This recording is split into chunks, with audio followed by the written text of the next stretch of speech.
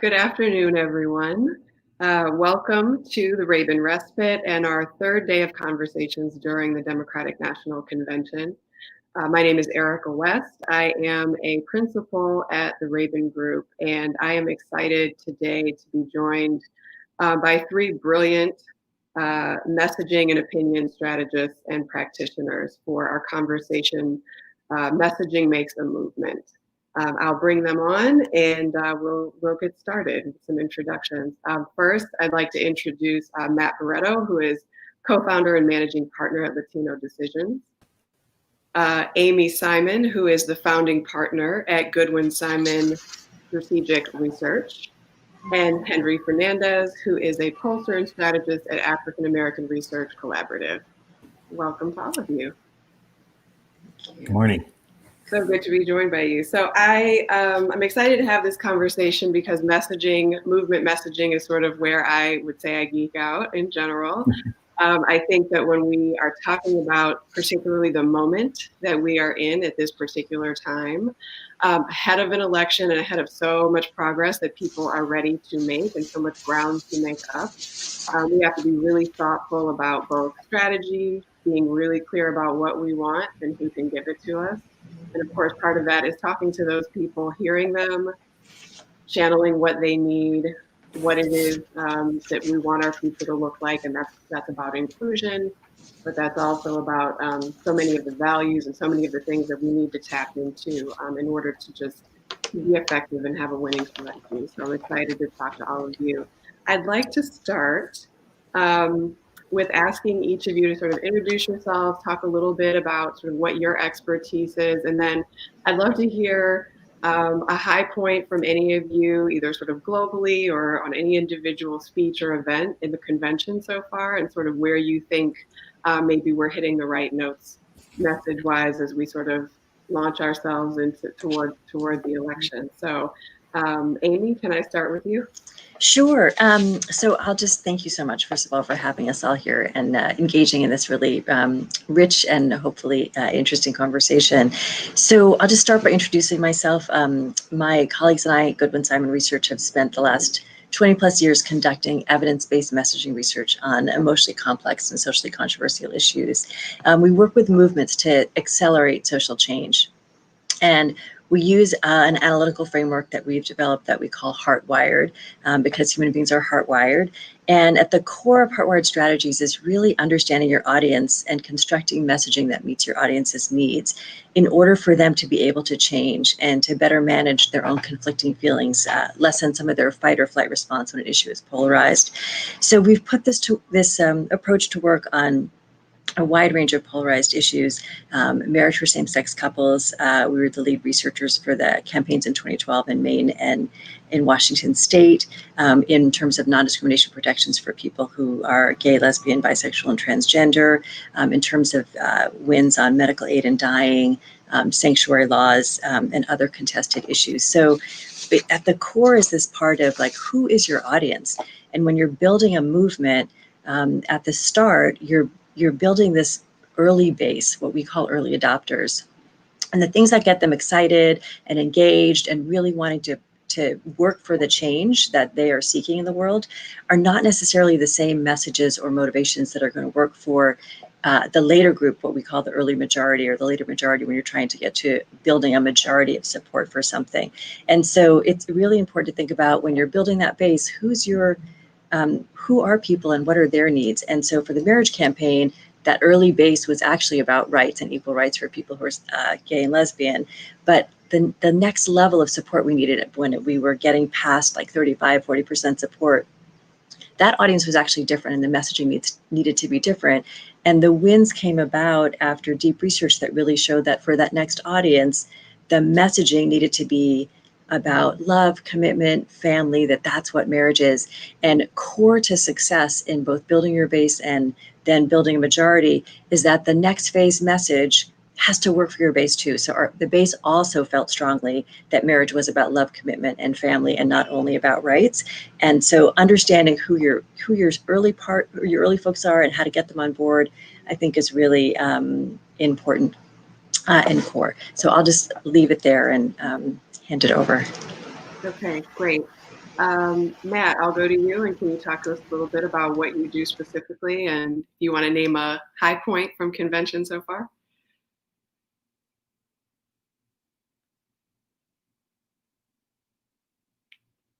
I think we might be having a little trouble with Matt loading. How about we go to Henry? Henry, can we go to you next? Sure, and I think I'm unmuted now. Thanks, Erica, for having us.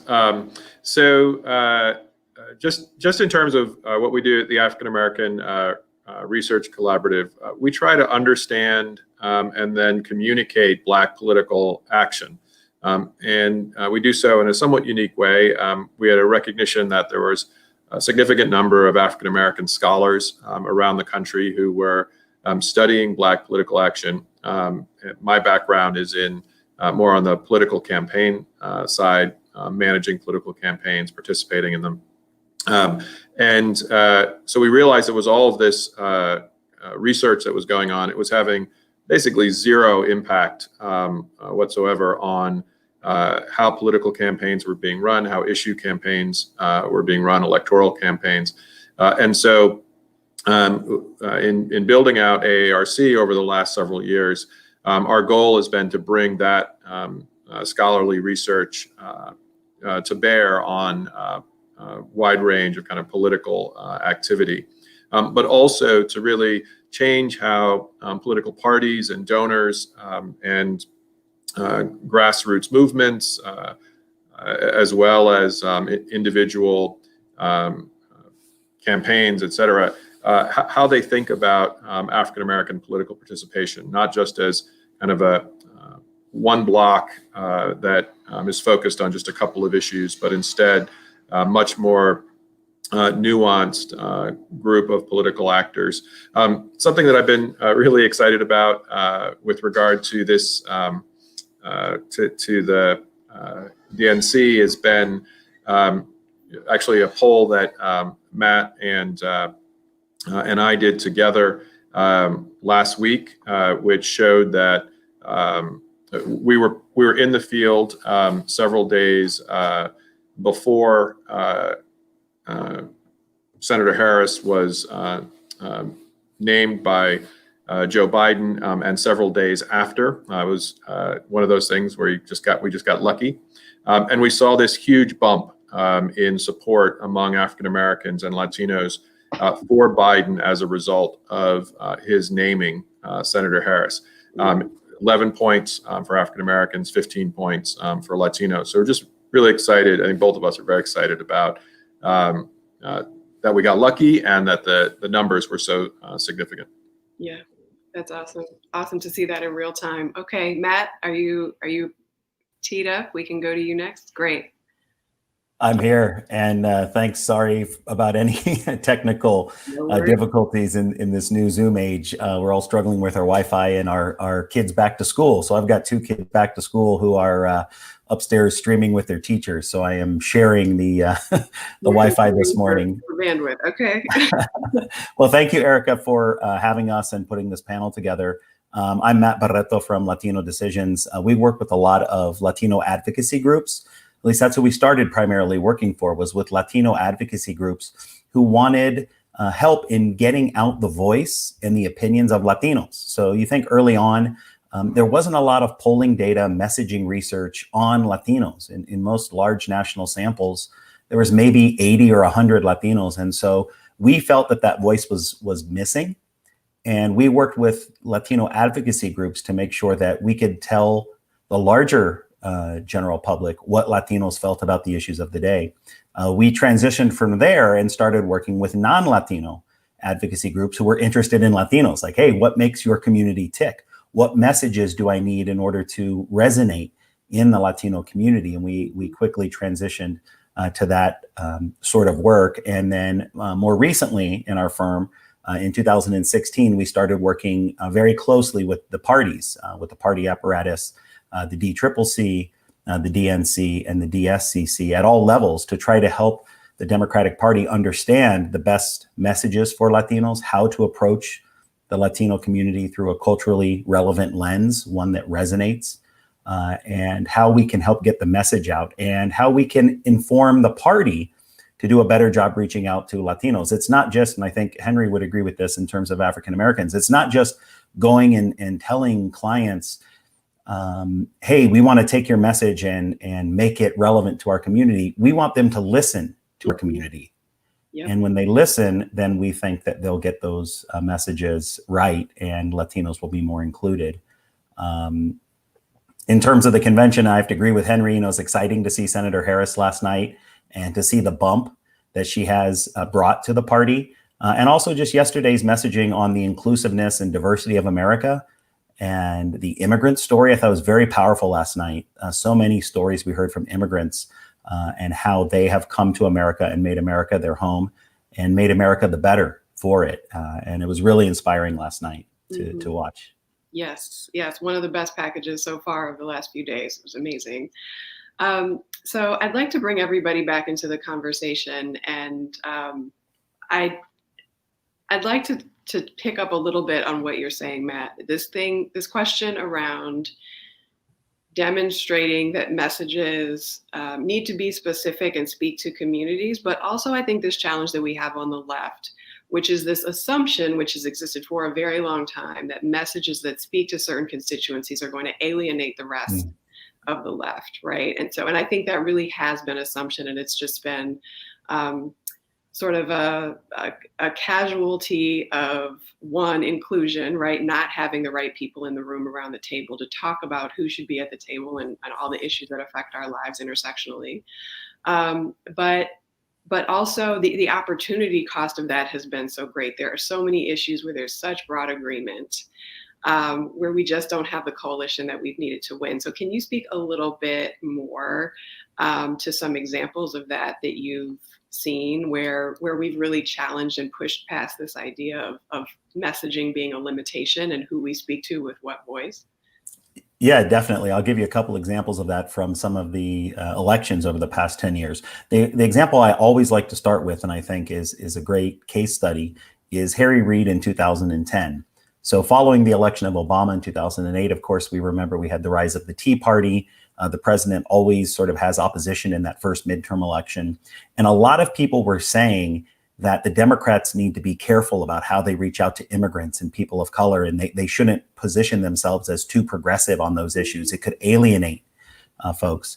Harry Reid did the opposite. He was in a very tough challenge to his Senate seat from Sharon Angle, who was running on some of these issues that Trump later picked up about anti-immigrant xenophobia. But Harry Reid doubled down. He increased his engagement.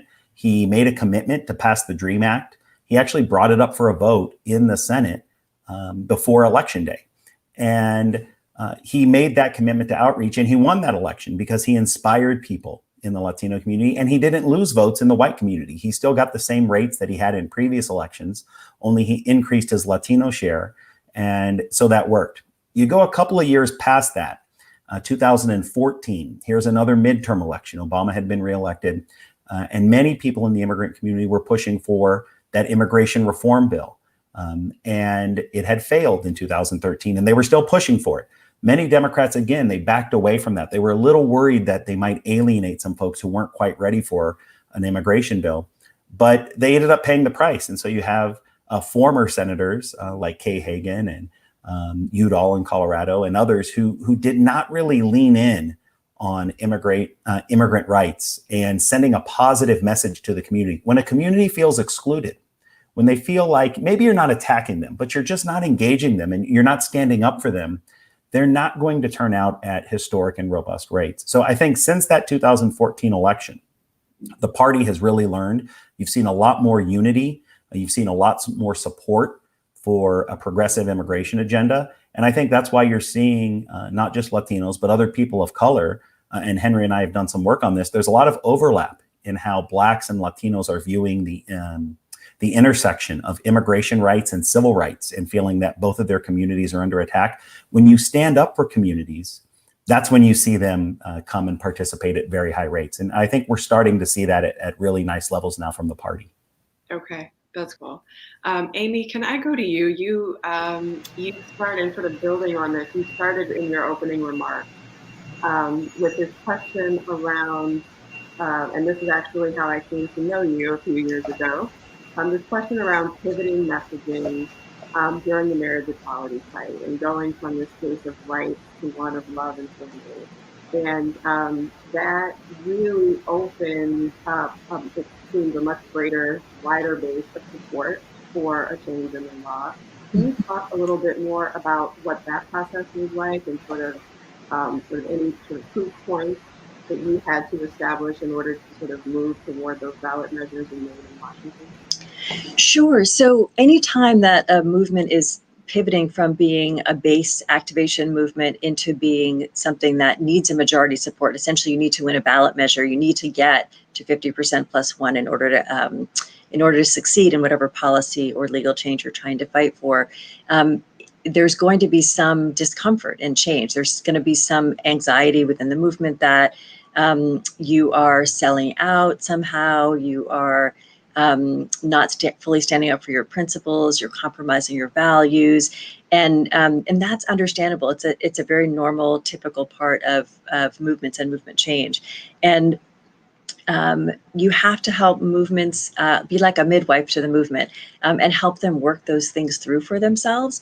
Those are valid and important discussions to have within a movement. Do you work for DACA and Dreamers and develop messaging that is going to help so many young people, even though it is not a full immigration reform bill? Is that something that is a compromise that in some way undermines like bigger change? And with marriage, there was always concerns about should you try to advocate for civil unions or domestic partnerships as an interim step to build support, or is that undermining support for marriage and you've got to sort of keep your eye on the prize and just go for marriage? And those are important debates to have within movements, and the messaging that you need to build for your interim step. If you do decide that you're going to go for an interim step, you need to make sure that you're developing messaging that doesn't inadvertently undermine your long-term goals. So you do want to make interim gains. We think of those typically as building blocks for additional gains in the future. But you do need to make sure that the messaging approach you're using in the near term doesn't undermine your long-term change goal. Mm-hmm. Thank you. Henry, I want to bring you in on this question as well. This question of making choices based on what you find in the research. So you and I are working on an awesome project together around messaging for reproductive justice. I would say new messaging, but really messaging that's going to open up this movement to a lot more people as that part of the movement that is women of color centered and focused and led. And some of the things that we've been grappling with through that work, and which I've learned from as you've talked to us about previous research that you've done on this question of just sort of making choices based on what the research tells you and where it leads you, and how sometimes that can be difficult for movements because we're very certain on our values and where we want to be, and we're steeped in it every day. But maybe the research tells us to sort of pivot, go left, go right, based on what sort of the base can stomach at a particular time, or the base of support that we're looking for can. Can you speak to some of those examples as well? Sure. I mean, I think kind of broadly, it's important to understand that movements for social justice are generally not dealing with issues, at least historically, that are really popular. That's why movements are needed, right? Mm-hmm. We wouldn't need a movement. We would need to build a movement if everybody already agreed and they were, it was just a matter of there was some technical glitch that was stopping the politics from getting the work done.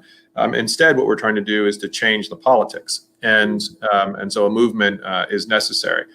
So in that context, we're looking to understand through polling and other research where the community is, not to drive a movement, but to have data that can be useful to organizers, to managers, to leaders, to foot soldiers in that movement, about how they understand where the community that they're trying to organize is, and where they're trying to move them to really understand what our communities need, so that the movement is being responsive as well to that. And I think we see that in certainly issues around marriage equality or reproductive justice. One thing I would say too is that it could help us understand where our allies are. And so going back to some of the things that Matt mentioned, what we found is that historically, meaning over the last decade, that African Americans have been some of the strongest allies for immigrant rights. We saw that in Virginia in the governor's race in 2017, where the Republican candidate for governor ran some really awful ads around MS-13, basically just as an opportunity to put dark-skinned Latinos in mailers and on television screens. And the group that reacted most negatively to that was African Americans who understood that this was a racializing of the race. Most recently, in research in polling that we're doing, we're seeing that Latinos have become some of the biggest supporters of the Black Lives Matter movement. And so without research, we can miss, I think, as well for movements where solidarity is growing, and solidarity provides opportunities to build movements. That's great, and I want to go to this point on Black Lives Matter. Sort of, this is going to be a question for everyone, because I'm interested in what you all think about messaging that is so strong and identifiable with a movement at this point, right? The racial justice movement, very much about Black Lives Matter, which did not emerge from research, from the work that you all do, right? It started from a person's simple truth, right? A statement that bore a hashtag. And what it has really done to catalyze racial justice work as a movement in this country in the last particularly 5 years. Can I start with you, Matt, and just sort of, I'd love to go around and hear what you all think about when things occur more organically that way.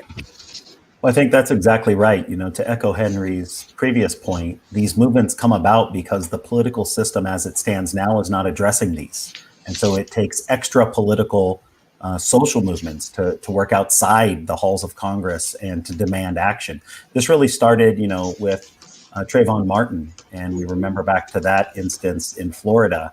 And as a catalyst, there were so many other predominantly African-American men who were being killed at the hands of injustice, typically by the state, by law enforcement. And the movement has been committed. It has been growing. And what are we doing as researchers? Well, we're studying it. We're trying to understand it. We're trying to understand how the movement itself, in this case, might be able to better message to their supporters, but also, I think to the points made, how the larger society views the movement and what are the ways in which they're brought in. And so messaging research is still important, but the movement is what is driving this. It is the people who are out there taking action who we are then, examining. They are the leaders of this, and it's very powerful today what's happening. Mm-hmm. Amy, can I ask you the same question? Yeah, so I was thinking about this a lot because we are doing a lot of work around immigration and so many different issues around immigration. And one of the things that I've been struck by is a lot of the discussion around defund police and abolish police, and whether those are, too far left or too extreme or problems for the Democratic Party. And I think when you step back and think about them from a movement perspective, they play a really, really important role, which is expanding the continuum of what the conversation is about. That if you don't have people on the left pushing for abolishing police and defunding police, then the middle of the conversation is like, what kind of police reform are we going to have? And that is the far left, but that's not far left enough. So you need to have the continuum stretched so that you can have the real deeper change, systemic change. And so there are times where messaging plays an intentional role. It's not designed to sort of meet the middle or be available for something that resonates with persuasion. It's really designed to change the conversation and shift it over here. And we were just looking at some polling data with Abolish ICE. In 2018, support was about 20 to 25%. So obviously very low. Most people were strongly opposed to abolishing it. Now with the conversation about abolishing police and defunding police, we just see that support for abolishing ICE is up to about 35%. And so there's this intersectionality between those messaging where they're both being able to enter a new level of conversation about what kind of structures do we really need or not, and the damage that they cause. And I think similarly, there's a growing awareness because of a lot of the work with both Black Lives Matter and immigration advocates of the connections between mass incarceration and immigrant detention.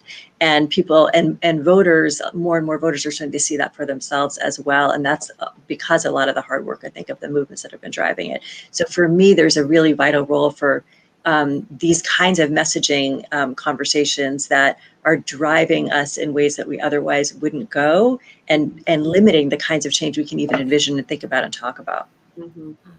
So there's something here that's really where a movement, a larger movement, like a racial justice movement, may put forward a bolder statement, a bolder idea. But then when we get down to the specific concrete policy change that we want, maybe we're in a space of being a little bit more precise.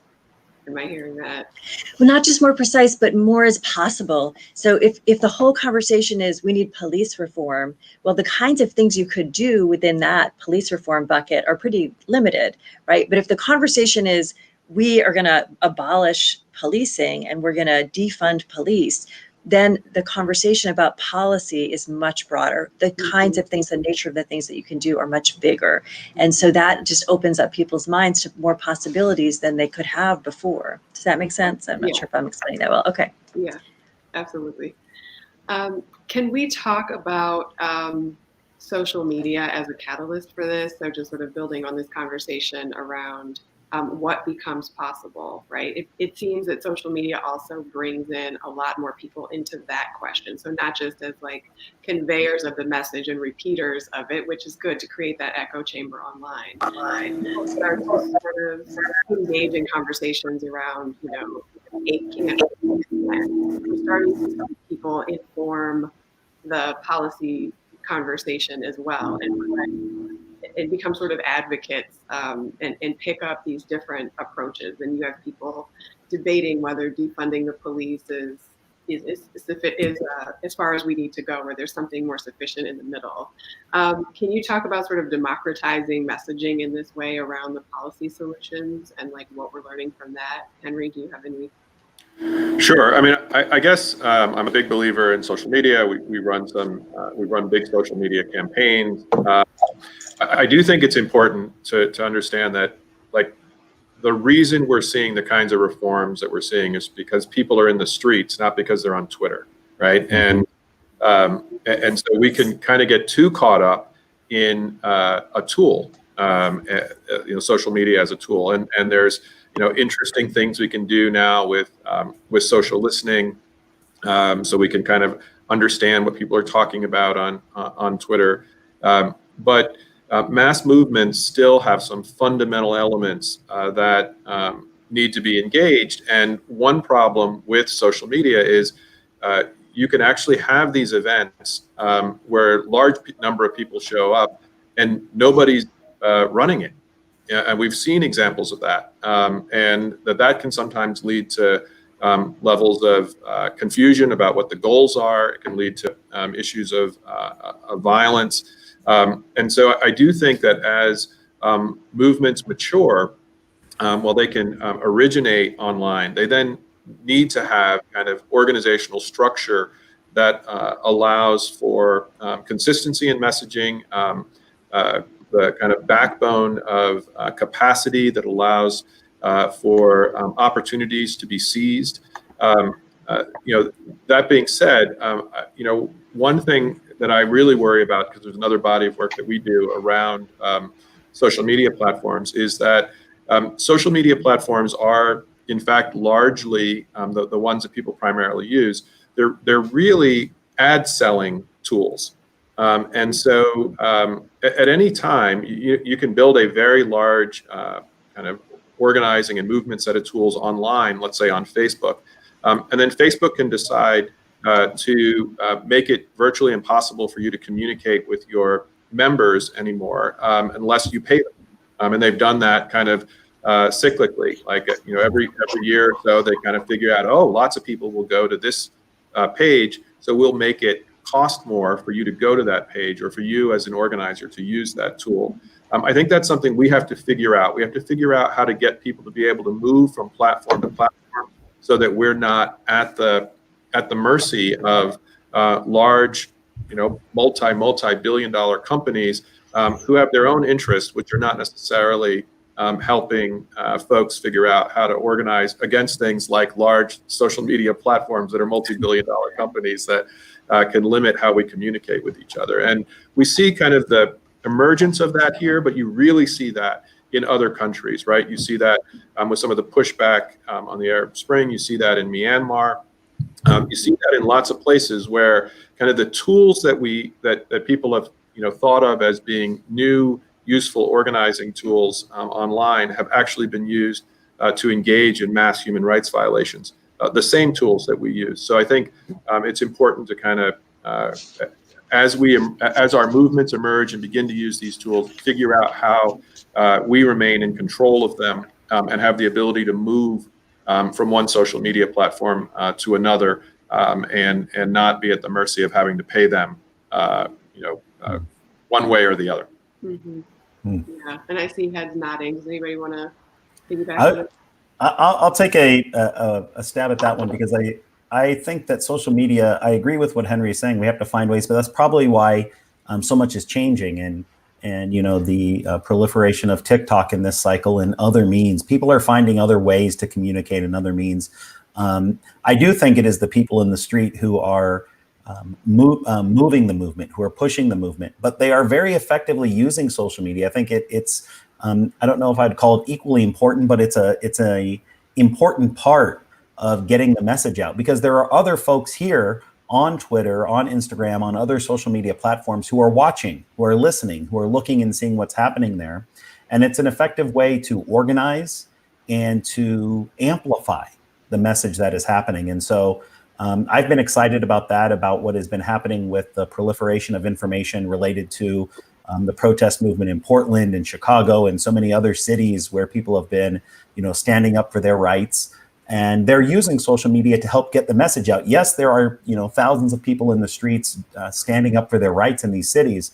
But for those of us who can't be there, for those of us who are hundreds or thousands of miles away, it gives us the ability to connect and share that information, and to make sure that information crosses to the decision makers. So go back to Amy's point. It completely, I agree with her, it completely opens up what becomes possible when you go to the halls of Congress, when people are staking out a position over here and demanding action on it. It's going to come to the attention, and they may not do exactly what the movement wants, but now suddenly that's part of the debate. Mm-hmm. Suddenly they're debating that. And so I think that's been important. And I see social media as playing an important role in that, notwithstanding, the sort of things we need to think about that Henry brought up related to monopolies and billion-dollar corporations. What is their role here? But right now, I think the movement is effectively using different social media tools to get their message out. Mm-hmm. Just a quick thought on that too. I also think I'm a fan of social media. I don't want to only badmouth it, but it's also democratizing the press, right? Mm-hmm. And so there are hundreds of thousands of people still protesting in the streets around the country, and the reason we know that is not because that's being covered by national media. It's because it's on social media, and so it's also given the opportunity to elevate local press, which has been hammered. And so that local press then gets pushed out across social media in a way that, it might not show up on network. It's not showing up nightly on network news anymore. It's not showing up nightly on MSNBC or CNN. And so it's democratizing the press, particularly at a time when local press and smaller media is so challenged. So I think in that way, it would be hard to see how in the current media and press environment, if we didn't have social media, how we would have any level of the kinds of understanding that we're seeing right now about what's happening in the streets. Mm-hmm. I also think it's really important for like emergency response. And I think the post office discussion and debacle is a perfect example of this, where, you know, it's a kind of esoteric issue. How many mail sorting machines do you have? How many post office boxes are there on street corners? And yet through social media, you know, and all of these feeds of these huge piles of mailboxes and storage, like it's been able to move and build public outrage very, very quickly. And that before, maybe the press would have had one article about it here or there, but it would have been seen kind of as a systems thing. So it would have been hard to build public outrage as fast as was possible. So I do think there's some power to that in terms of like emerging things and making them like public and exposed very quickly. Mm-hmm. And the more fascist our government becomes, the more we need these tools that you see in other countries that are facing fascism. I mean, it's crazy, right? I mean, I think the point that was just made, right? Like that we need social media because it shows us our government taking away our mailboxes and our sorting machines so that we can't have a fair vote. Like that's because we're moving away from a stable democracy. We need the tools of personal democracy in new ways that I don't know that any of us we all would have probably said positive things about social media 2 years ago. But we wouldn't have been thinking, or I'm sorry, 4 years ago, we wouldn't have been thinking like, oh, because they're going to take apart the post office, Mm-hmm. right, in order to try to win an election. Mm-hmm. You think about the movement, though, Henry and Amy, the movement has always been a part of that. Social media is new. But if you go back to the 50s, before the civil rights movement was as public, you know, there was black small owned papers and underground black newspapers, right, that were spreading the same information and distributing what was happening in Detroit or Chicago or Philadelphia. And so you still had that sort of local movement-led information. Now it might have been more difficult, but you know they were still publishing and distributing black-owned media into other African American circles at that time. And you see the same thing with, say, Spanish language radio and the immigrant rights movement in 2006 that took everyone by surprise. How did that happen? Well, I mean, it had been talked about on Spanish language radio for a very long time, and they were getting the word out. So if you were tuned into the right channels, you could see that. But I just want to remind us that that's all movement sort of led. And, the movement has been at the forefront for a long time in uncovering what's been happening in their community. Mm-hmm. Yeah, Emmett Till really starts the civil rights movement, and that's an image that is driven by black press. So right. Matt's right on the money. Mm-hmm. Absolutely. And when we think about messengers that are created through social media, personalities that maybe weren't even seeking to become personalities, but because they had visual or, images or video at a particular time. I'm thinking about a video that went viral, a press statement by a Black Lives Matter activist in Toronto from a month ago. I think her name is Raven Wings. I can't remember her name, but she gave a really impassioned statement about why Black Lives Matter exists, and saying it's not that we haven't written the petition and asked for the meeting and knocked on the door. It is that nobody is answering those calls, and so we're in the street now pulling down a statue, right? And then all of a sudden people say, well, that's what I'm feeling. That channels sort of where I am. And I'm thinking about, sort of the extent that storytelling plays and sort of helping people define messages in that way. So, or Bree Newsom climbing a flagpole to show just how easy it was to take down the Confederate flag. Right, I did it. Here it is. That wasn't hard. Right, exactly. We can do that. That's really great. Can somebody, can we go a little into what our responsibility in terms of, or where you think, not responsibility, where you think we have maybe faltered in the last 4 years in terms of the person in the White House who has controlled so much conversation in the media, sort of like the following of the media of Trump's tweets, right? And sort of the way that he has controlled narrative and what we might learn from that, and how we might be more proactive as opposed to sort of following the tone that he set from day to day. So that's really, I think, been a traditional media problem, but he definitely used social media in that way. Does anybody have any thoughts on going into the next 90 days, how we can sort of do a better job of keeping ourselves sort of focused on a consistent narrative. I'll go a slightly different direction. When Trump was first elected in the first year in particular, I had what I called moral outrage whiplash. Like I would say, oh my God, I can't believe he did that. Oh my God, I can't believe I did that. And like every 7 seconds, there was a new outrage. It was so hard to even hold your upset about the first thing because there were 7 other things coming down that were happening. And it was clearly a very intentional strategy to distract and put everybody on defense and always have us be reactive instead of be able to be proactive. The depths to which he goes and has gone are incomprehensible, unimaginable, and yet he always goes lower. It's like you can't. It's stunning. So I will say that we generally on the left were very defensive and reactive, which was understandable. But I think it's really important for us to step back and develop our own proactive aspirational visions. What are we for? What is the world going to look like when we are governing? What is going to be better so that people have something to work for, not just things to work against? Because working against things is exhausting and debilitating and makes you feel hopeless if you just keep having to do that. But when you're working for something, then you can be inspired and it gives you energy to keep going. So generally, I feel like our side needs to be better about defining what we're for, how that will help people to be very concrete in painting that picture of what a just world is and how everybody is better in that kind of a world. So I guess that's something I think we could do better. I think, Amy, though, the difference is I think we were doing an okay job of that during the Obama years, of trying to hold Obama accountable, of trying to open up space for what we were for and to get immigrant rights and LGBT rights advanced. But that was because we had someone who would at least entertain, what we were for, right? And so, just to your point in this whiplash, it's very hard to do that when you're so much in the opposition.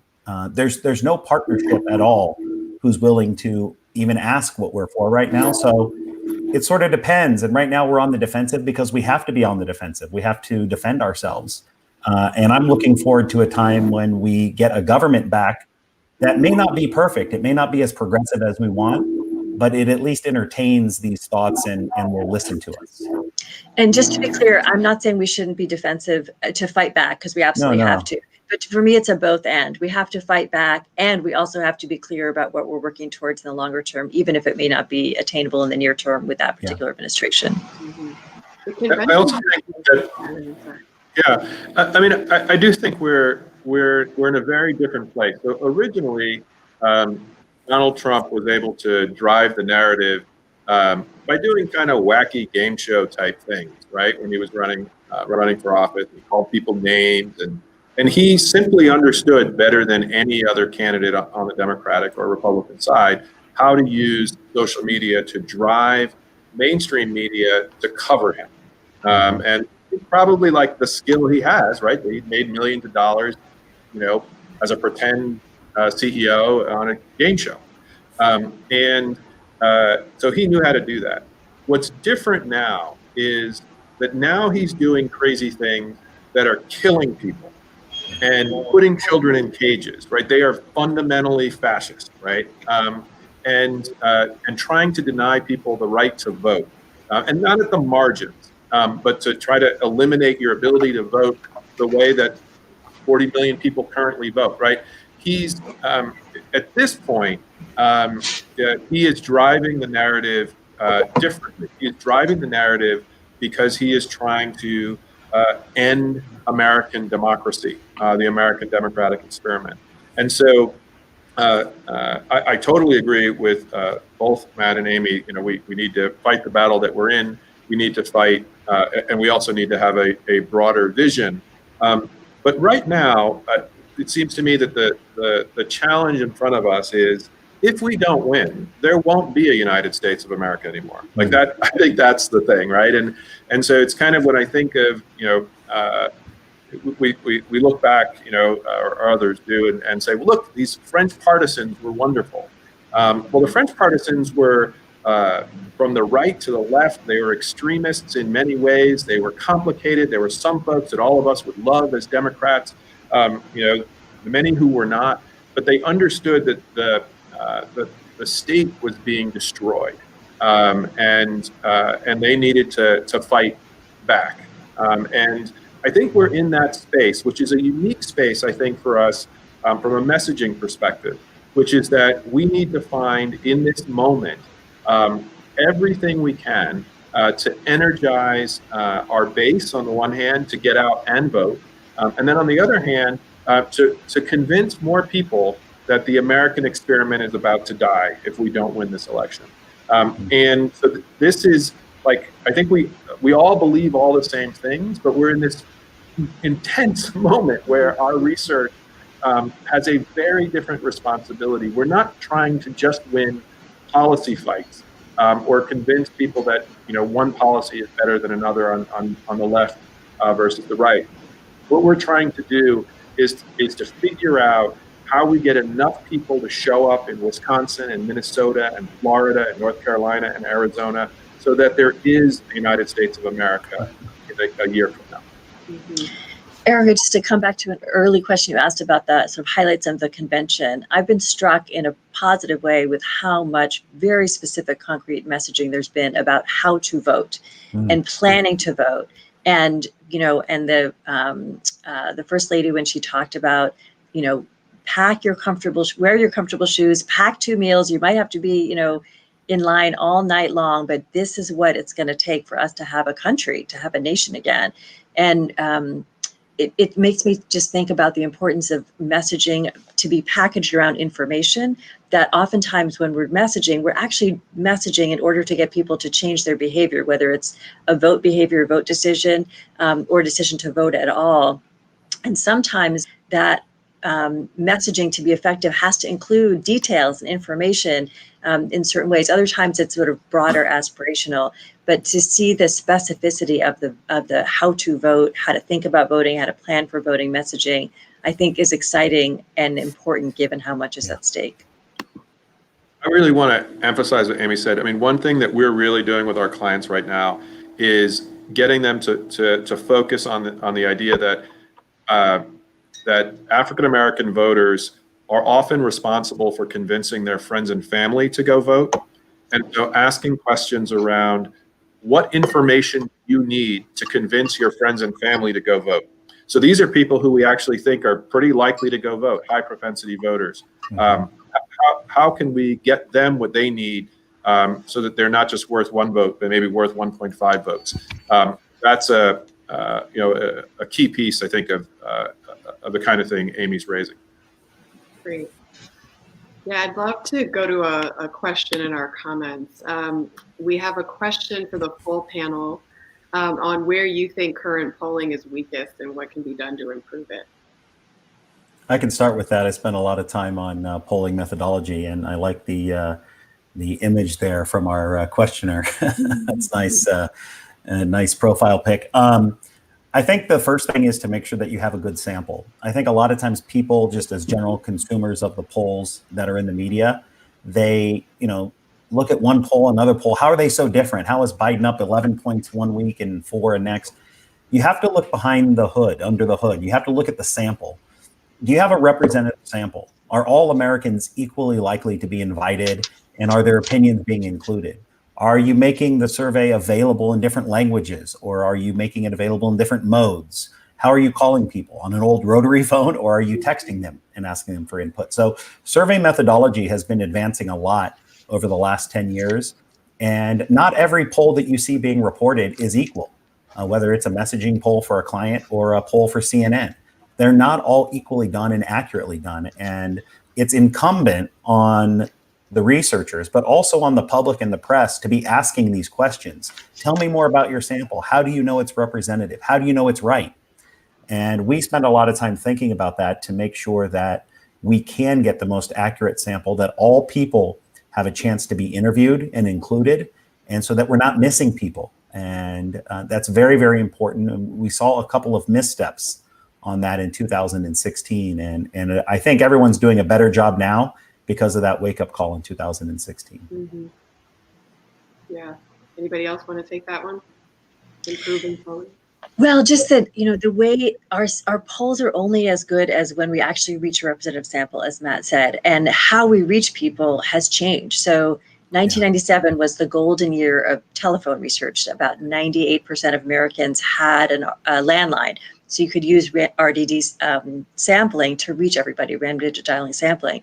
And then by 2003, that was down because people started to have cell phone only. So we had about 3% of people were cell phone only in 2003. And then that very rapidly changed. So then we were forced to have to merge landline samples with cell phone samples. Now we have to, it's even more complicated because we have to reach people online because they're not answering their cell phones anymore.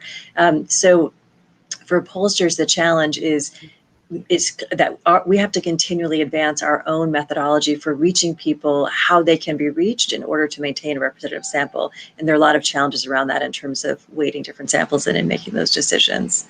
Yeah.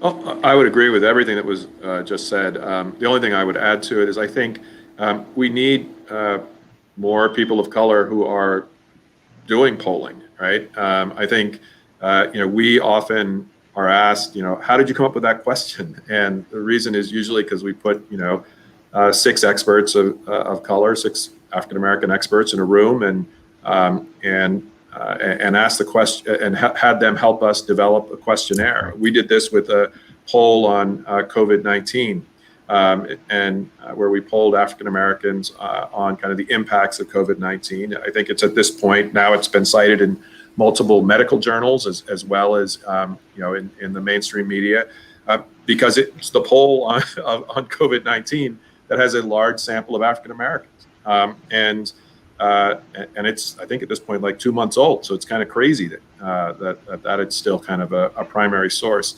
But so not only the sample was important, but we brought in African American public health professionals, medical professionals, legal professionals, lawyers, faculty members from major research universities to help us design that survey, all of whom were African American, all of whom were studying African American engagement around COVID-19 already. And it allowed us to ask very different questions and understand the issues in ways that were very different. So I think agreeing totally with both of my colleagues, but I would add we also need more African-American data scientists, and we need to be speaking to more and Latino and Asian American and Native American, and we need to be speaking to more experts who are helping us to develop our surveys, who are coming from a much more diverse set of backgrounds. Mm-hmm. That's a really important point, and I'm glad you lifted that up because a core aspect of polling is that people can only answer the questions we ask them. Yeah. And if we're not asking the right questions or we're not asking in the right way, then we're really misunderstanding where public attitudes really are. Mm-hmm. Absolutely. I've seen it over and over again where, to the point about sample, we're undersampling the people who are often most affected by a problem or who most dramatically need a policy solution, and the people informing the poll have no relationship to that community. So already, we're off to a false start. Right. We have another question in the comments. Is there evidence that voters disappointed with an establishment ticket will vote enthusiastically this time? And if not, what messaging can motivate them?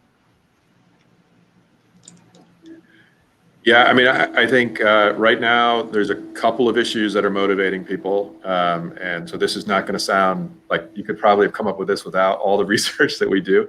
But like COVID-19 is really motivating people right now. And the fact that the federal government has completely failed on it and has abdicated all responsibility is really motivating people. And then, race is a big motivating issue right now. The kind of movements that we talked about earlier, the loss of jobs as a result of COVID-19 is also motivating people. And particularly for voters of color and voters on the left, Donald Trump is a massive motivator for people. It's less true. I don't think it's surprising that Democratic ticket is not as big a motivator. This is really an opportunity through this convention and kind of getting people to get to know these candidates, which has been hard because of COVID-19 and because of how much oxygen Trump takes up. It's been hard for voters to get to know these candidates. I do think that as voters get to know these candidates, they'll be increasingly popular, and so more people will be voting for them as opposed to against Trump and against a complete failure around COVID-19 and the economy. I think one thing, just to jump in quickly on this idea of establishment, anti-establishment, and whatnot, is think about two things. Number one, we have an anti-establishment candidate in the White House right now, a candidate with almost no experience from outside the political system, and look where that got us. And so I think the conversation is not really about, is this a quote unquote establishment person, but rather, does this person have experience, given the moment that we're in right now? Given what we are facing because of our inexperienced, and president that we have. So I think that's starting to turn the conversation. Certainly some younger and more progressive voters were looking for other sort of options. But, if you look at someone like Bernie Sanders, who was certainly very progressive, he's, about as establishment as you can get. He's been in the Senate and in Washington, D.C. a very long time. And so it's more about experience and ideas, I think. And I think that's what's going to drive the electorate this time around. I think a lot of people, not just Democrats, a lot of people are having buyer's remorse on Trump because of his inexperience, because he showed up on day one unwilling to learn and not having the experience to know what to do. So I see that as a theme, that the experience that the Biden-Harris ticket brings is going to reassure people in this time of crisis. Mm-hmm. And sense of empathy. I mean, I think people are weary at not just the outrage, whiplash, but how deeply offended we all are on one another's behalf all the time, on our own behalf. Every sensibility that we have around democracy, identity, what it means to be American, what it means to come to this country and be a part of this country, and to sort of go on down the line in every way that he would offend any human. It is the thing that's coming through in the convention is this idea that Joe Biden is a healer. And again, I know it's not the thing that a lot of younger, most left voters are looking for at this moment in terms of would have been a first choice, but meeting the moment at this time in particular with these multiple pandemics that we're dealing with, systemic racism, COVID, income inequality, it just feels like this might be the thing about him, in addition to his experience, that really works in tandem. Well, we have just a couple of minutes left. I am so grateful to all of you for bringing your expertise and your thoughts to a conversation about messaging, which is something that I think often happens sort of, maybe on social it happens in the front of the house, but it often happens in the back room in terms of how we're going to talk about ourselves and our values and our issues and the change that we want to see. Any final thoughts on where we are as we head into the next 3 months and where we need to be, 2.5 months, and where we need to be as we prepare to vote in this election season, not election day, but season? I can start with you, Matt. Yeah, I think the importance of getting out to vote, to Henry's point, of getting your friends out to vote, staying committed, of thinking what's at stake. And then, borrowing from what Amy said earlier, just the importance of the movement opening up and broadening what's possible. So by all of us committing ourselves to vote, that's important, but we have to also continue to commit ourselves to the movement, to being in the streets and demanding a broadening of what our policymakers can envision. Great. Amy, any thoughts? I think it's really important for people to know, just in terms of polling and accuracy, that polls are a snapshot of a moment in time. And while Biden and Harris are ahead now, that is not determinative that is what's going to happen on election day, even if there is a fair and open election. And it's likely, as historically has happened, that the polls will tighten and that the race will get closer. And so I just think it's incredibly important for people not to become complacent. Imagine that Trump could win another 4 years, because he can. And think about what those 4 years would be like for people in this country, and really make sure that you vote and get people out to vote. And don't get like a sense of sort of, oh, it's all going to be okay, just based on polling data from August or September. because that is it's not a crystal ball. It's a snapshot in time of this time. And so just really hold on to that. What would 4 years mean with him? And what is it going to take to prevent that from happening? Thank you. Henry. Yeah, I actually just want to acknowledge a question that we didn't get to in the that was about the kind of messaging that Trump's terrible, doesn't energize voters, and instead $15 minimum wage, universal health care, and free college would get people to get non-voters and win. So I'm going to agree and on both sides, right? So I'm going to disagree and agree. I'm going to disagree. Actually, probably the number one motivator is that for voters right now is Trump's terrible for voters on the left. That is the primary thing that is driving people out. On the other hand, we also need $15 minimum wage. We need universal health care, and we need free college and affordable college. And I think that we are likely to get pretty close to those things if we win nationally, and if we also win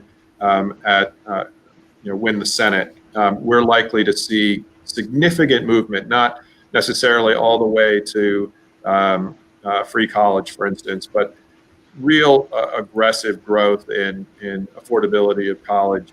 And I think it's important to kind of acknowledge that, right? That we did not get to universal health care, but we did get the Affordable Care Act, which was a big improvement. And we did not. We have a long way to go on immigration reform. We are almost certainly going to get significant immigration reform if we get to a majority in the Senate. So this, it's important that we stop Trump, but also that we acknowledge that on all of these issues that we care about, the only way we get there is if we stop Trump and we elect what will come in as certainly the most progressive president and vice president in history if they're elected. I just want to lift up redistricting too. So you mentioned the Senate and the U.S. Senate, but the state House and state legislatures are so vital this year because it will mean a decade of Democrats either able or unable to have control of the House. And so just the importance of voting is, there's so many layers of it right now. But getting out and voting on these local races as well, and not just voting at the presidential level, is really important. That's great. Thank you all so much. We are ready for the strength of this ticket. We are ready for the resonant effects up and down the ballot. We elevate your message to vote early, have a voting plan, and to just keep pushing the envelope on saying what we think is possible for this country and the vision that we have for it, and for that to be an inclusive voice on our side, which is our strength. So thank you all so much, Henry, Matt, and Amy, for being with us. Thank you to our audience, and enjoy the rest of convention. This is the big night. So thank you. Thank you so much. All right. Thank you, Erica. Thank you. Take care. Take care.